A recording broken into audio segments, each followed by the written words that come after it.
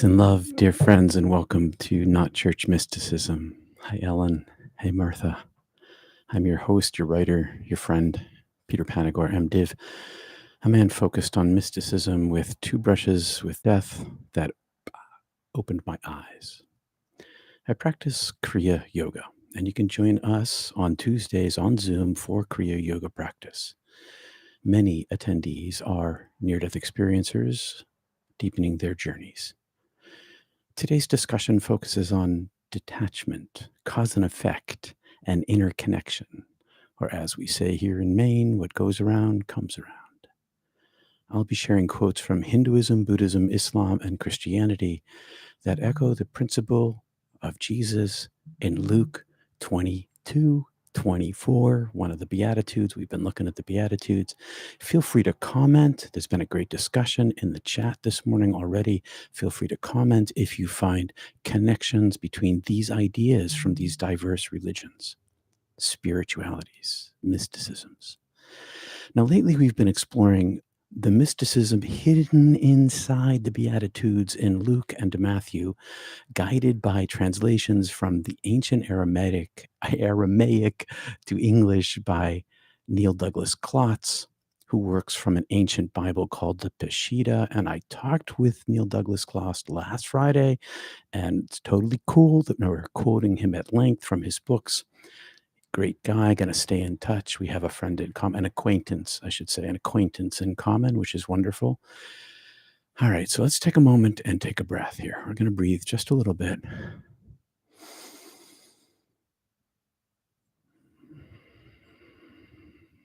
Settling in.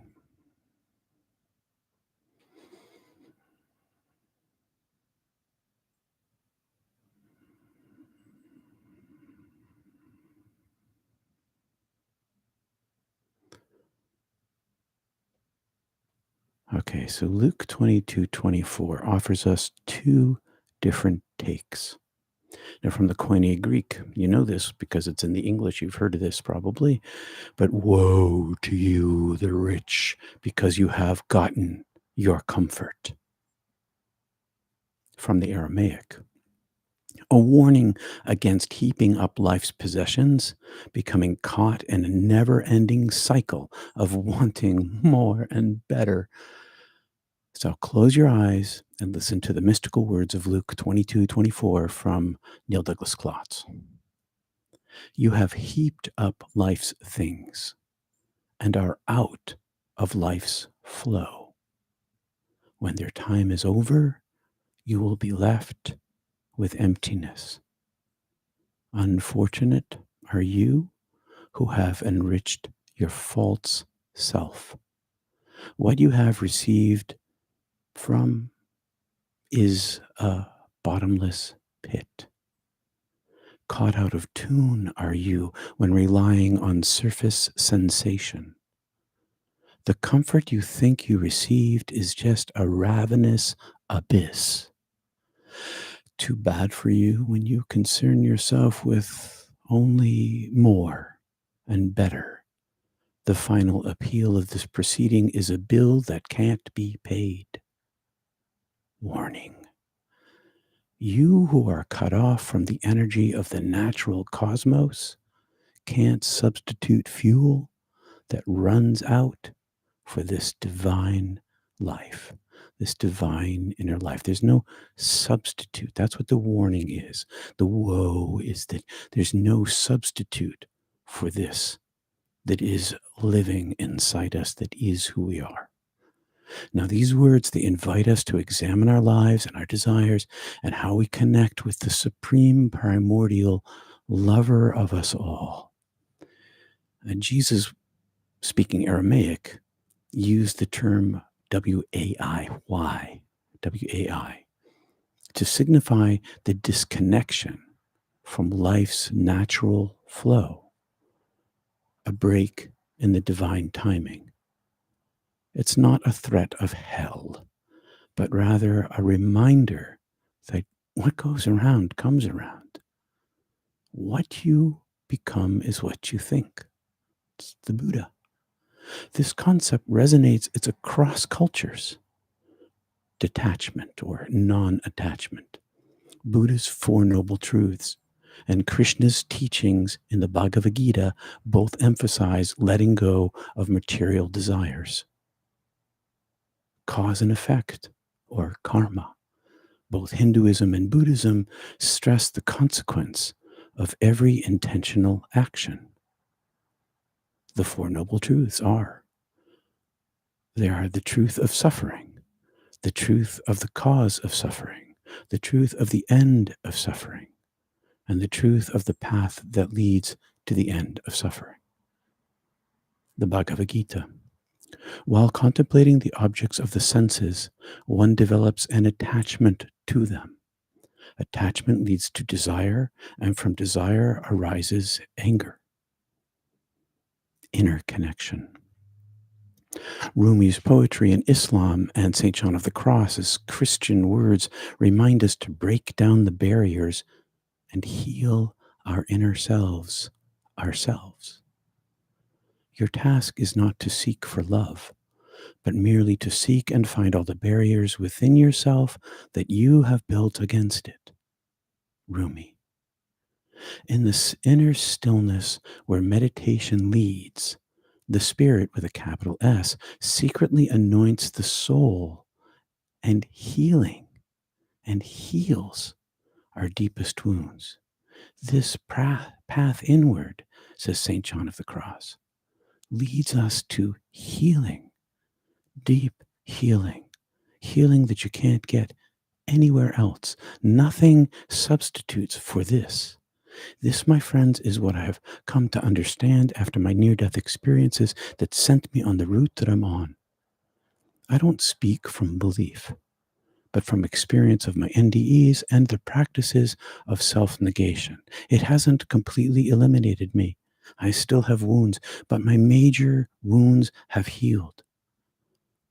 I still find more healing and more healing and more healing.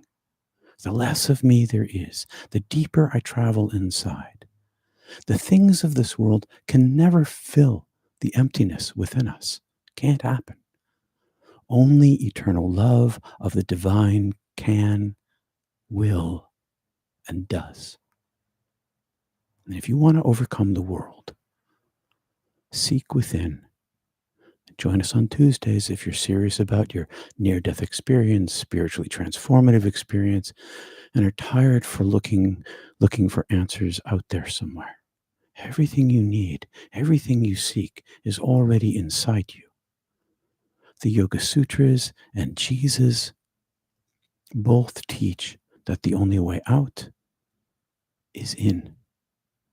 The inward journey. The inward journey. Detachment, non-attachment arises naturally and easily from developing an increasingly strong connection to the source within us. It's easy to let go when you don't have to worry about how strong you grasp, and instead take that grasping, take that desire, take that power and aim it towards the increasing strong connection of the source within. And then what goes around comes around. It naturally arises in us. Healing naturally comes. Instead of grasping out here and out here and out here for more things and more this and more that can't ever satisfy what we need, simply going inside, the goes around comes around. When you go inside, it comes around to you. That's how simple it is. When you go inside, it comes around to you. When you go to source, source comes to you. The pursuer is pursued by the pursued. The one that I'm pursuing pursues me. What goes around comes around. The more I build my attachment inside myself to the divine, the less present I am with my false self, the greater the energy is rising inside me. It's really super simple.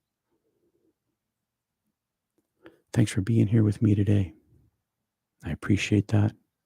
I'm looking up in the corner and seeing how many folks are here. Thanks for liking and subscribing too. And if this speaks to your soul, please consider supporting this work at peterpanagore.love and join us for Mystic Tea Salon at the top of the hour Link in the show notes. This is a global gathering of like-minded souls. Our only rule is to speak with humility, kindness, compassion, experience, and authenticity. Find that link in the show notes. And visit peterpanagore.love for more, and may peace accompany you on this journey. Namaste. I'll take a look at the chat over here and see what's going on. Hi, Ellen and Martha. Hi, Kristen, Diane, Melissa. Daughter leaves for college. Blessings on your daughter and you, Melissa. Anne from Chicago. Maggie from Scotland. I always want to have a fake Scottish accent when I say that. I don't know why that is, but I do. Freetness, hello. David and Phoenix, here for the first time. I listened to your Audible book last week, and I was immensely blessed. Thank you, Peter. Thank you, David. Thank you, David, for listening, and thanks for showing up here this morning. We are a community of people, and people come and people go, and people gather all the time here. And on Tuesdays, you're welcome. Please come. Hi, Sarah. Glad you're here. Seeing a Taurus along with your lesson. What's a Taurus? I know that word, but I can't think of the definition. Taurus. Thank you, XXL. Hey, Brother Ed. I hope all's well with you, brother. Clifford from North Hollywood. Hello. Thank you for the message. You're welcome, Ellen. I hope it resonates with everybody. Hi, Kristen. Donut shaped. Oh, the Taurus. That's why I know that, because that's the toroidal shape of the fission. Yeah, the fission generator that's they're working on down in Massachusetts. Toroidal. Yeah, I know that shape. Thank you. Taurus. Thanks. As above, so below. This is the thing. This is the super simplicity of it. As above, so below. What does that mean? That means that energy, the divine energy, wants to inhabit us to a greater degree. It already is us, but we have barriers in between us. And as above, this is what we want. Living it in the below, heaven comes present to us. Heaven comes present to me. I shouldn't talk about everybody else's experience because I'm not you, but I can say that it has increasingly gotten more present to me as the decades go by, as I go inside, the deeper I go inside myself, the more so above, so below. And it gives me the healing not only of my wounds, my traumas that I've had, but the healing of not being afraid of death. The healing of always trusting, the healing of always knowing no matter which way life turns, I am well cared for, because you can't, you can break my leg. You can, if you prick me, do I not bleed? From Shakespeare. I can't quote the play, but yes, I bleed when I get pricked. That's for sure. Not that kind of healing. It's the healing that comes from knowing where I'm from and who I am, and increasing that capacity inside myself, so that as I live my daily life, I get to always have this presence inside me, always live in this, even when my emotions run in other directions, because it's not an emotion. It's not a thing. Emotions are essentially things because they are attached to the body, and there's chemicals involved in the brain. And so they are also things. This thing is a no thing. This thing, this divine energy, exceeds the capacity of human experience. And because it exceeds that and is available to us by the negation of ourselves, by allowing its space, that's it. That's all that means. Allowing its space inside ourselves. Then it becomes to dwell inside us, and as above, so below. More and more and more. And who doesn't? I mean, maybe some folks don't, but who doesn't love a cinnamon sugar donut? A donut. Hey, Martha, the shape of your energy field too. Oh, you see my energy field. Sorry, I got distracted by the Harley Davidsons going by. I love all those guys, but the motors are always distracting when they go by the studio. It's the shape of your energy field too. It is. It is the shape of our energy field. It flows up and around this, and then fills, and the more of it, and the toroidal field gets bigger and bigger, if that's what you mean. The pursuer is pursued. Check out the poem by Francis Thompson, The Hound of Heaven. Oh, I love that poem. Francis Thomas, sorry, Francis Thompson, The Hound of Heaven. Thank you, Michael. That's a great poem. Knowing there is no death as almost all think so. Being born again in NDE is a blessing.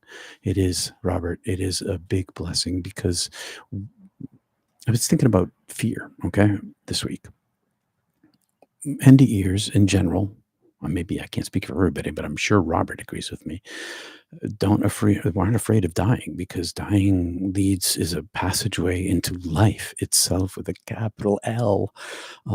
But that doesn't mean I don't have little fears in my life. I do. I'm just a human being, like, oh, just riding my bike the other day. Is that stone going to throw me off my bike as this car comes super fast by me? Had this little flash of, oh, can I do this?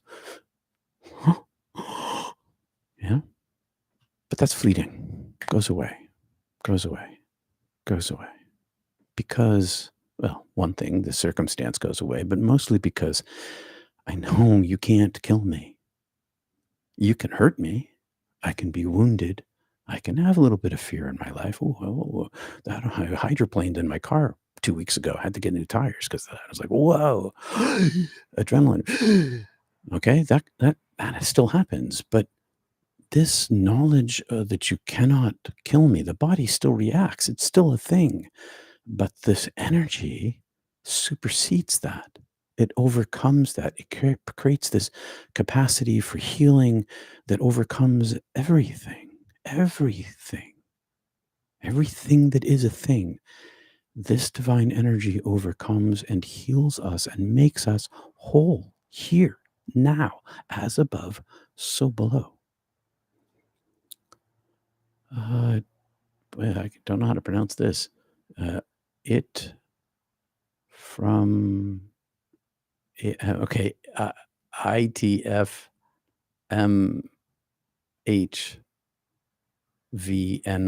Plus, I don't have my glasses on, so it's wicked hard to see. I thought Chai, not church, was at 11. No, so Mystic Chai Salon is part of what we do when I'm away. Mystic Tea Salon is at 11 o'clock Eastern Time. 11 o'clock Eastern Time. But this video starts at 10:30 a.m. Eastern Time so that we have something to talk about at Mystic Tea Salon to start us out. That's not the only reason why I do this, but that's part of what happens. So 10:30 a.m. for the video on Sundays, 11 a.m. for Mystic Tea or Mystic Chai Salon. Always check the link. We have 2 links for that.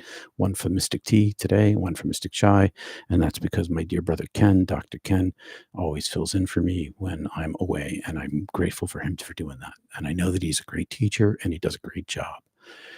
Everybody says so. Hey, Martha, I don't see it, but I've seen pictures. I'm not sure what you're saying.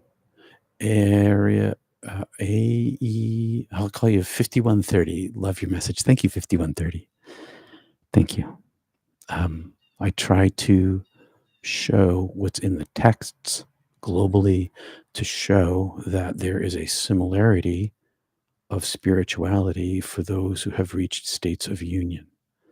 And their language may change, may be a little different from each other. And maybe sometimes that means the exact meaning is a little bit this way or a little bit that way, a little bit this way. But the light and love inside them, this oneness of being, is the same because it's the same everywhere. It's just the same everywhere. Thank you. 5130. Man of Peace. Good morning. Hey, Ken Root. Hey, Ken. Thanks for the info last night. Ken messaged me. Good to hear your voice here, or see your typing. Melissa, can you teach about the letting go of loved ones, like letting your children go? My heart feels heavy.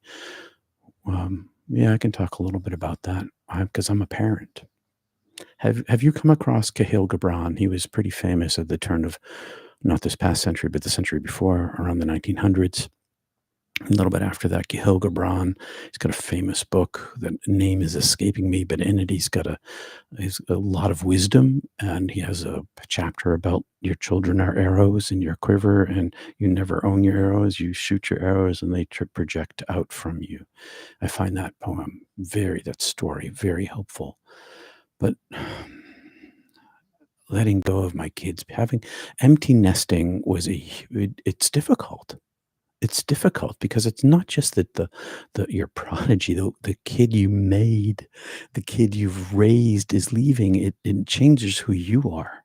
Like, at least changed who I was. I was, dad all the time, and then I'm still dad, but not in an active sort of way, not in a daily sort of gotta pick the kid up from school and, whatever else is going on. It's a hard transition. And how did I deal with this? I probably simply loved them and let them be themselves. That's kind of an after effect of NDE. I think, at least for me, I let people be themselves, and my kids included. I try to steer them and help them as I can, not like force them into things, but like give them guidance that they can accept or reject. But I kind of let them be themselves, and I miss them. I miss them. My son was here 2 weeks ago. He's been living away. He moved away, got married. He's got a house, got a job, brother has a business, and it still hurts when he goes, because I still love him. It's a hard thing to go through, and the best thing to do, I think, is to go through it and practice letting go every day, letting them go every day, every day. Because after, I don't know how old your child is, probably around 18. That's a long time, 18 years of a life to always be on duty for the child. People, you can um, always be on duty for the child. It's a hard thing. I don't know, teach about it. Um, I went through it like every parent, and found that, I found that my spirituality gave me a lot of strength because I let them be themselves. I'm not sure if that's helpful to you, Melissa, but there you go. My heart feels heavy for you. Of course it does. It aches every time the kid leaves. My mom's like 92, and she used to, oh, I miss you every time I leave. And she'd cry. And I was like, ugh, mom, I was going off to college, ugh, mom. But it turns out that I had the same sort of, oh, I know you have to go, but so it becomes this wisdom inside us. It becomes a wisdom inside us, this practice process of learning to let go. And it's not easy. And I wish I had wiser words for you. But going through it is what we do. And your heartache will lead you to a greater wisdom if you continue to love. And that's it, not cling, just love. Transition from the kind of parent you were before to the new kind of parent. We're going to meet at the top of the hour, and I'm going to go in a couple of minutes because I need about 5 minutes in between. Thanks for asking. I hope that helps. Hi, PL. Always happy to be here. I'm always glad you are here. PL, Melissa, may I recommend a private session with Peter? That's a good idea, Candyman. Thanks. Yeah, you want to talk it over? I'm here to talk it over and talk it through, because there's, more stuff to what I could have said that can come out in conversation. I'll be seeing you later today, Candyman, by the way. Janet, The Prophet, the big in the 60s. That's the book, The Prophet by Kahlil Gibran. That story about your children are arrows in your quiver, that has helped a lot of people. I recommend it, and thanks for reminding me of the title, The Prophet. Mine went overseas to college. His first time away from the house was out of the country. That was really very hard. Lots of praying and trusting God that my son was on his path. Tiffany, yeah, that's a tough one. Ooh, yeah. Yeah, for sure. Trusting, and praying. The wisdom of parenting. Yeah. How do you even know what it is to be a parent until you are a parent? It's like a club I didn't know I was joining when it happened. It's like, oh, this is what it means. Diane Nugent, your love is letting go. Yeah, there you go. Thank you, Diane. Your love is letting go. That's a beautiful sentence. Your love is letting go. G. David, raise your children so that when they climb to the edge of the nest, they soar off. Very rewarding. This is totally true. Prepare them for this. And that's part of loving.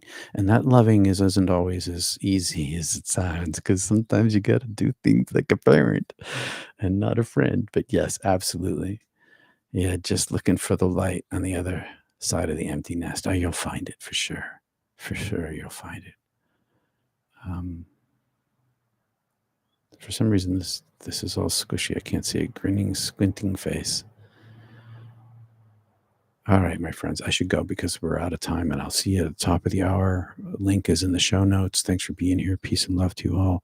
Thanks for liking and subscribing. Hope you liked that piece last week I did about the UFO in my backyard. 000. Oh, got the links. Never mind. Cool. Stay spiritual. Peace. You too. Peace out, everybody. See you soon. Thanks for being here.